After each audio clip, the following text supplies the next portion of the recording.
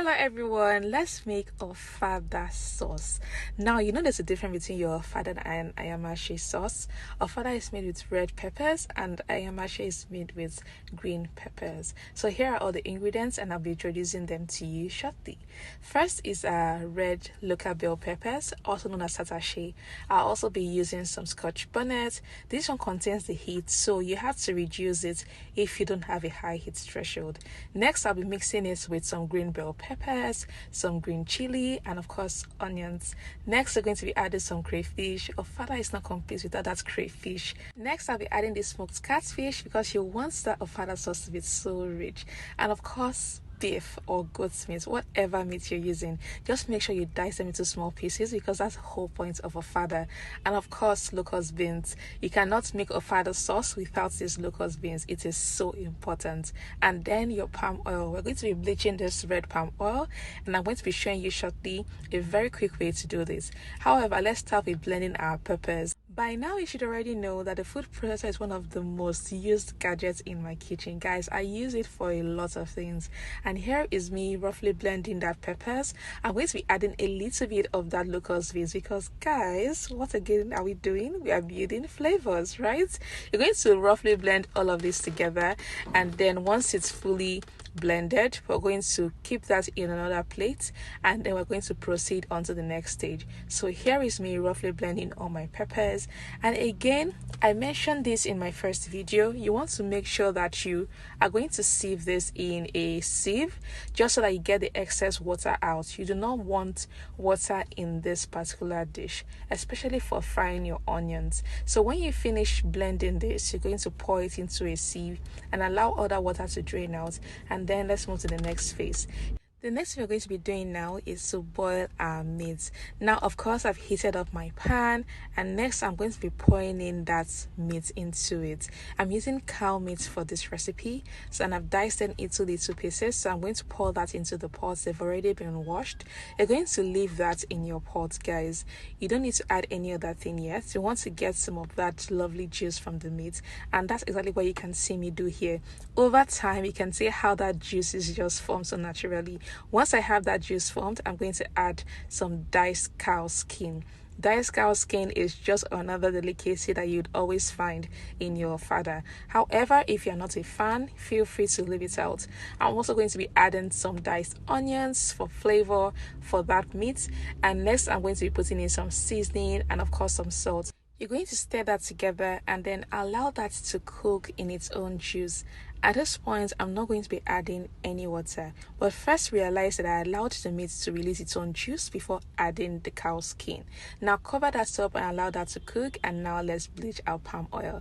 First off, you're going to take out your pot, put it on fire, and next you're going to pour that palm oil into your pot. Make sure there is no water on your pot, otherwise you're going to get some splashes that you wouldn't like. Now you're going to cover that up. Now if you're using a pot that has some sort of hole or basically an outlet that allows your pot to let out steam, the best thing you're going to do is to take a paper towel and then you're going to put it into that hole and block it. What you do not want to do is to have the steam or the smoke from the palm oil fill your whole kitchen. If you're living outside Nigeria, it can trigger the smoke alarm, so you do not want to do that. Here is me ensuring that the smoke is still contained in the pot. Now again, I'm going to mention you do not have to use high heat. This was on medium heat for about 15 minutes, and then turn up the heat after 15 minutes, and guys, the smoke is going to evaporate on its own, and this is what you have. This is how to get the perfect bleached palm oil without burning down your house. Now I'm going to turn on that heat back again, put in some onions, put in some locust beans, and then you're going to fry it. Recall that I added some other locust beans to the pepper, so it's fine to have just a little to fry. Now I'm going to be frying my cooked beef that has been ready. You're going to stir that together, and guys, I'm looking for that lovely brown color. Next I had some boiled eggs. I'm here putting my fork into the eggs just so that the juices can enter into that egg when it's cooked. So I'm going to be frying that also with my meat. This is a particular recipe that I like. You can decide to not fry your eggs, your boiled eggs. For guys, I just love it, right? You're going to cover that up and then allow that to fry. We're looking for some crispy meat, and then you want that little crisp to also be on your boiled eggs. I'm smiling as I'm saying this because guys, this is so good. Look at that mark on that egg. That's exactly what I'm looking for. This is my personal preference. You can decide not to add your boiled eggs at this point. Now you can see that meat is fried. The eggs also have a lovely brown color, and next our pepper is going to go in now. Remember that it's been sieved, so all the excess water has been drained out. This is the water I was referring to earlier. So I'm just going to pour that pepper into the fried meat and the eggs. Guys, this particular way to make your Ofada is just so good.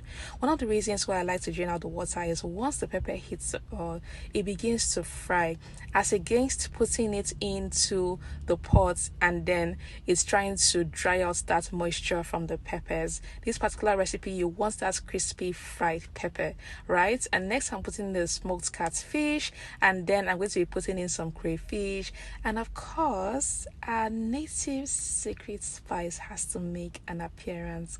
Guys, put some seasoning, taste for salt, stir that together, and guys, this Ofada rice is banging. You're going to stir that together so that all the seasonings and spices we've just put going to go well into that sauce.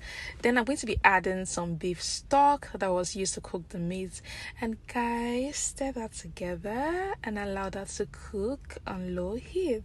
All the flavors combine to make Ofada sauce what it is, and this particular way to make Ofada sauce is one that will make everyone hail you as a correct chef. So this is me covering it. I had to taste that earlier, so make sure you always taste your meals, right? Taste it for salt, taste it for spice, taste it for heat, right? If it's not as hot as you would prefer, you can add some pepper. If it's not as tasty as it should be, you can add some seasoning. So basically, always taste your food as you go. Don't wait till it's done, especially if it's a meal that you're not very conversant with. I always advise you taste it, and over time you become a pro, and even without tasting your food, you already know that it tastes and it smells good because you already know the measurements of all your cooking. And guys, here is our Ofada sauce, looking so good, looking so nice, looking so amazing. And this is what your Ofada sauce should look like. Of course, it is customary that you serve it in a leaf, but don't mind me guys, if you don't have a leaf, you can serve it in any plate of choice. I love plantains, so this is me putting plantains as a part of that serving, and then putting scoops and scoops of that Ofada sauce. Add more plantain for long life and prosperity. And guys, this is what we have, so try it out and let me know what you think. Again, I'm available in the question and answer group. Please send me all your questions and I'm going to answer every one of them. See you in the next video.